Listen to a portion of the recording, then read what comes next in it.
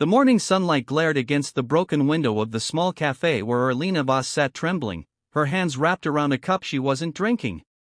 She had been running for months, but the fear still clung to her skin like cold sweat. She had changed her phone number, her job, her city, even her hair, yet the shadow of the man she once loved, Miles, still followed her like a storm she could never outrun. Today felt different though. Today felt like the moment when everything either collapsed or finally turned around. Because as she stepped outside into the bright daylight and tried to steady her breathing, she didn't expect her quiet escape to collide violently with a world she never imagined would save her. And she definitely didn't expect the arms she crashed into to belong to a hell angel whose presence alone could make a town go silent. If you believe in second chances and the power of unexpected protectors, make sure to like, comment, share, and subscribe to Kindora Life. Your support helps stories like these reach more hearts. Arlena walked quickly down the sidewalk, hugging her bag to her chest. The air smelled of dust and hot pavement, and cars moved slowly under the sharp daylight. She told herself she was just being paranoid, that she hadn't seen Miles, that the glimpse of a familiar car was only her imagination. But she couldn't quiet the thudding inside her chest. She kept replaying that last night in her mind, the shouting, the threats, the way his hand slammed the door as she fled into the freezing dark with nothing but the clothes on her back. It was a memory branded into her bones, one that still woke her up shaking long before sunrise. She wanted peace. She wanted safety. She wanted her life back. But healing seemed like something that lived far away, behind a wall she couldn't climb. When she rounded a corner near the old mechanic shop at the edge of town, her foot caught on uneven pavement and she stumbled forward. Before she hit the ground, strong hands caught her shoulders, steadying her like she weighed nothing at all. She looked up, startled, and met the calm, steady eyes of a man who looked like he could silence chaos with a stare alone. He was tall, broad-shouldered, maybe in his late 30s, with sun-browned skin and a scar trailing faintly across his jaw. His long black hair was tied back, and the sleeveless denim vest he wore displayed a patch unmistakable to anyone in town, the silver-winged emblem of the Hell Angels chapter. His name, as she would later learn, was Rourke Maddox. Rourke studied her for a moment, not impatiently, not judgmentally, but with an awareness that made her feel strangely seen. He asked her if she was all right. His voice was low and calm, carrying none of the coldness she expected from someone with his reputation. She nodded, trying to hide the tremble in her hands, embarrassed by her stumble and the panic she carried like an invisible cloak. But Rourke didn't move away.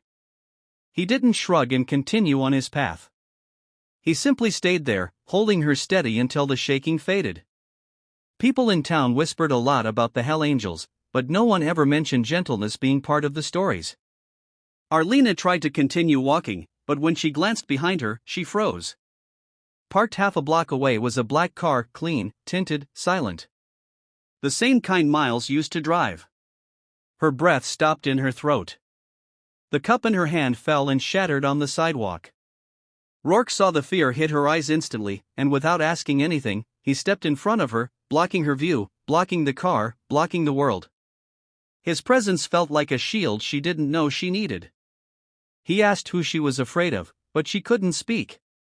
Her throat clamped shut, and her chest felt like it was collapsing. Rourke didn't push her. Instead, he gently guided her toward the mechanic shop doorway where the daylight still poured in bright and clear, warming the dusty floor. The rest of the Hell Angels were inside, working on engines and laughing over some joke she couldn't hear, but none of them approached. They only watched their leader, and it was obvious from the way they moved around him that Rourke wasn't just any member. He was the one they followed without question. Arlena sank onto a chair beside the entrance, her heart still beating fast. Rourke crouched down to her level and waited until she finally whispered the truth, that she was running from her ex, that he had found her before, that she didn't know what to do anymore. Saying it out loud made her feel exposed, weak, foolish. But Rourke didn't look at her with pity. He looked at her like someone who understood fear in its truest form, the kind that stayed long after the danger was gone. He stood slowly, his shadow falling over her like a guardian's. Then, without hesitation, he walked toward the road. Arlena panicked and tried to stand, telling him not to go near the car, but he only raised a hand to gently keep her seated. He walked into the sunlight, broad shoulders steady, boots echoing on the pavement. And as he approached, the black car suddenly started and sped off, disappearing around the corner. Rourke watched it go, his jaw tightening with a certainty she didn't understand yet. He returned and told her simply, "You're safe here." She didn't know how to believe those words, but something in his tone made her want to try. As the days passed, the town noticed something unusual: a hell angel keeping watch outside a small rental house, a motorcycle always parked nearby, Rourke escorting Arlena to work and back. People whispered about it in grocery aisles and gas stations, trying to guess whether the feared biker leader had suddenly taken on a job as a protector. But Rourke didn't explain himself to anyone. He didn't need to. Arlena's safety became his quiet mission. Arlena slowly began to breathe again. The daylight no longer felt threatening. She went to work, walked through the market, even sat in the park beneath the warm sun without constantly checking over her shoulder.